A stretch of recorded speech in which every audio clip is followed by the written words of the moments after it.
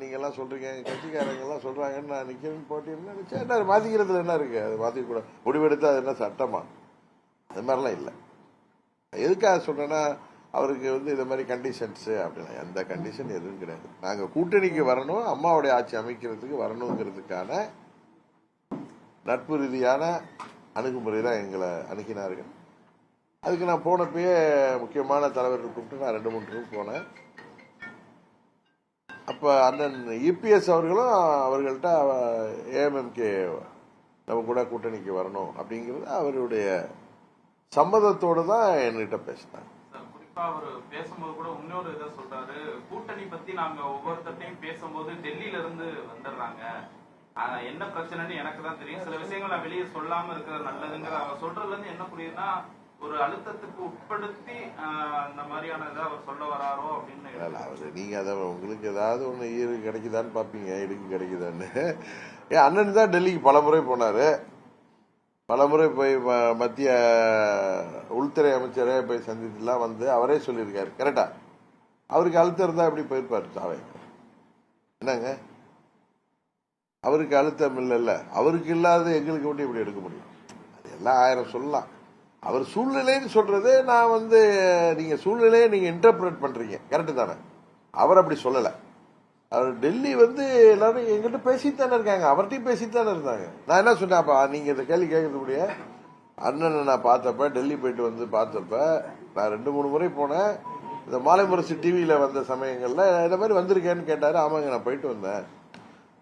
அது மாதிரி உங்களை கூட கேட்டாங்க, ஏன் உங்க ஃப்ரெண்ட் ஆச்சே அப்படிதான் கேட்டாரு. Is your friend, why he has gone there, ask him to come with us அப்படின்னு சொன்னாங்க. I will try sir. அதான் நடந்துச்சு. அதான் நான் அவர்கிட்ட சொன்னேன். அவர் சிரிச்சு, நான் எப்படிங்க வர முடியும், என்ன ரொம்ப இன்சல்ட் பண்ணிட்டாங்க அதிமுகவில் அப்படின்னா. ஓகே, அதோட விட்டேன். அதோட சூழ்நிலைங்கிறது நான் அம்மாவுடைய ஆட்சி அறையணும், அம்மாவுடைய கூட்டணியில செல்றதை தவிர வேற முடிவு நான் எடுக்க முடியாது. ஏன்னா நம்மளாம் அரசியலுக்காக அம்மாட்ட வரல, அம்மாவால அரசியலுக்கு வந்தவன். நான் தீரன் சின்னமலை சிலைக்கு மாலை போட்டு அங்க நிக்கிறப்ப அன்றைக்கு அண்ணன், அதுக்கு முன்னாடி ஓபிஎஸ் அவர்கள் ஸ்டாலின் அவர்கள் வீட்டில் போய் துக்கம் விசாரிச்சுட்டு வந்தப்ப அவர் பேட்டி கொடுத்ததை வச்சு பல கேள்விகள் வந்துச்சு. அப்ப நான் அப்பயே சொன்னேன், நான் எல்லாம் மற்றவங்க எப்படியோ, அப்ப ஒரு பெரிய லிஸ்டே வாசிச்சேன், ஆர்மியிலேருந்து ஆரம்பிச்சு சேகர்பாபு வரை. நானும் அண்ணன் ஓபிஎஸ்ஓ போக முடியாது, ஏன்னா அந்த கட்சியில 3 முறை முதலமைச்சராக இருந்தவர் எப்படி போவாரு?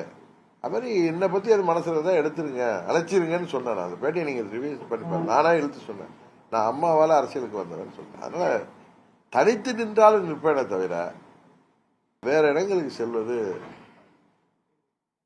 என் மனசாட்சிக்கு ஒத்துக்காது.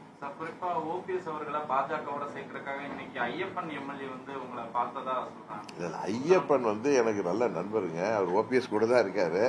நேத்து என்ன அங்க பார்க்க வந்தாரு, அவருக்கு வேற ஏதோ வேலை இருந்ததுன்னு போயிட்டாரு, திரும்பவும் இன்றைக்கு பார்க்க வருவதாக சொல்லியிருக்காரு. பட் அவர் அரசியல் ரீதியாக வரல, எனக்கு நல்ல நண்பர், என்கிட்ட பேசுவாரு. நாங்கெல்லாம் 2000 நான் பேரவை செயலாளர் இருந்தப்ப, அப்பொழுது தங்கத்தமிச்சர் மாணவரணி செயலாளராக இருந்தப்ப இவரை மதுரை புறநகர் மாவட்ட மாணவர் செயலாளரா அவரை நியமனம் செய்தார்கள் அம்மா. அப்ப எனக்கு நல்ல நண்பர் அவரு. என்ன நட்பு ரீதியா அவர் ஏடிவிக்கில போய் பார்ப்பாரு, நிறைய முறை பார்ப்பாரு. ஏன் எங்க உசிலம்பட்டியில எங்க அமமுக தொகுதி கூட்டம் நடந்தப்ப எங்களோட கலந்துக்கிட்டாரு. இதை கூட வரேன்னு சொல்லியிருக்காரு. உங்களையும் சந்திச்சப்பனாலதான் அப்ப அந்த சூழல். இப்ப நீங்க திருப்பியும் ஓரளவு முன்னாடியா, அதனால அவரை திருப்பி உங்க கூப்பிடுறதுக்கான வாய்ப்புகள் இருக்கா? அங்க இருந்து உங்களுக்கு நான் தான் கூப்பிட்டேன்னு சொன்னேன். நான் தான் முக்கியமான தலைவர்கள் என்கிட்ட பேசிட்டப்ப சொன்னாங்க. நான் இல்லைங்க அது சரி வராது எனக்கு, நான் காரணம் பேசுவேன். அவரை வாங்கன்னு நான் அழுத்தம், ஏன்னா என்னோட ரொம்ப சீனியருங்க. அவர்கிட்ட நம்ம மரியாதையை பழகிறவர்கிட்ட போய் நீங்க வாங்கன்னு நம்ம இந்த மாதிரி கூப்பிட்டாங்கிறத தகவலை சொன்னேன். அவர் அதுக்கு என்ன ரியாக்ட் பண்ணதை நான் விட்டுட்டேன். அது மாதிரி நான் வரணும்னு அவர் ரொம்ப விருப்பப்பட்டாரு. அவரை தவிர்ப்பதற்கு நான் ரொம்ப தர்ம சங்கடப்படுவேன். அப்படின்னு நம்மளோட சீனியரா நம்ம கூட 30 வருஷம் பழகிறவங்க, அவர் மேல எனக்கு நிறைய மரியாதை உண்டு. அம்மாவுடைய தீவிர விசுவாசி அவரு. அதனால பாத்துக்கலான்னு சொன்னேன். அவர் நான் திரும்ப இந்த கூட்டணிக்கு போக மாட்டேன்னு நம்பிட்டு இருந்தார். இல்ல இப்ப அவரை கூப்பிட முடியுமா உங்க கூட்டணிக்கு? அது எப்படி அவர் தானே முடிவு எடுக்கணும். நீங்கள் போய் வாங்கன்னு கூப்பிடுறது நான் அவர்கிட்ட சொல்லிட்டேன். அந்த தகவலை சொன்னேன்னு சொன்னால டெல்லியிலேருந்து கூப்பிட்றாங்க. முக்கியமான தலைவர் வந்து என்கிட்ட பேசிட்டு இருப்பேன். ஏன் செங்கோட்டை உங்கள் ஃப்ரெண்டு தானே, அவர் ஏன் போய் தாவாய்க்காக போனாங்க, திருப்பி கூப்பிடுங்க நம்ம கூட வர சொல்லுங்கன்னு சொன்னார். அந்த தகவலையே நான் அவர்கிட்ட சொன்னேன். நான் அதனால தான் டெல்லிக்கு போனதை சொன்னேன் அவர்கிட்ட.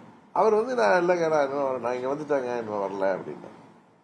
அதிமுகவுடைய அந்த உச்சபட்ச தலைவராக அந்த வைத்திலிங்கமா இருக்கட்டும், இந்த மற்றவங்களா இருக்கட்டும், எல்லாருமே வந்து திமுகவுக்கு போறாங்க. திமுகவுக்கு போயிட்டாங்க. வருத்தாளிக்குதுங்க. எனக்கு தனிப்பட்ட முறையில் எல்லாம் எனக்கு நிறைய நண்பர்கள்.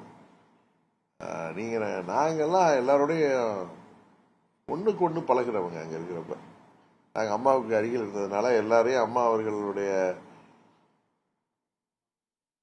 இன்ஸ்ட்ரக்ஷன் படி நான் எல்லாரோடையும் நடுநிலையா இருந்து பழகுவேன். ஏன்னா எனக்கு விருப்பம் இருந்தால் அது கட்சியையும் தலைமையையும் பாதிக்கும். அதனால் நான் ரொம்ப நியூட்ரலாக தான் இருப்பேன். எல்லாரும் எனக்கு வேண்டியவர்கள் தான். வருத்தம் அளிக்கிறது அவங்களுடைய முடிவு, அது அவர்களுடைய சூழ்நிலை. அதை போய் நம்ம என்னுடைய பழைய நண்பர்கள் சரி எங்க இருந்தாலும் வாழ்க்கைன்னு வாழ்த்திட்டு போறது தவிர ஒரு வழி இல்லை. நாங்கள ஓபிஎஸும் கையாளலன்னு சொல்ல முடியாது. ஓபிஎஸும் ப்ரெஷர் பண்ண நானே ஓபிஎஸ் எனக்கு நெருங்கிய நண்பர் தான். அதுக்காக சொல்லலாம். இப்போ செங்கோட்டை என்ன எனக்கு ரொம்ப நெருங்கிய நண்பர் தான். இது மாதிரி சொன்னாங்க அப்படி ஒரு மூத்த நிர்வாகிட்டெல்லாம் போய் நீங்க வாங்க அப்படின்னு சொல்லி சொல்லாம அது நம்ம சொல்றதா அதுக்கு தானே சொல்றேன்னு புரிஞ்சுக்குவாங்க. வைத்திலிங்கெல்லாம் என்கிட்ட ரொம்ப தொடர்புல தான் இருப்பாரு. அவர் நான் வந்து இந்த கூட்டணிக்கு போக மாட்டேன்னு நினைச்சாரு. நான் போக மாட்டேன். யாருக்கு அவர் நான் போக மாட்டேன்னு நம்பினார் அவரு. பட் என்னால திமுக எல்லாம் போக முடியாது. பிளீஸ் தப்பா எடுக்காதீங்க.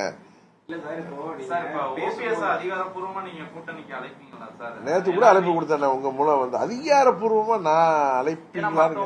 நான் நட்பு ரீதியா தாங்க எதையும் செய்ய முடியும். எனக்கு அந்த அதிகாரம் யார்கிட்டையும் நட்பு ரீதியா தான் பழகுங்க. என்னோட நட்பு தான் ஃபர்ஸ்ட்.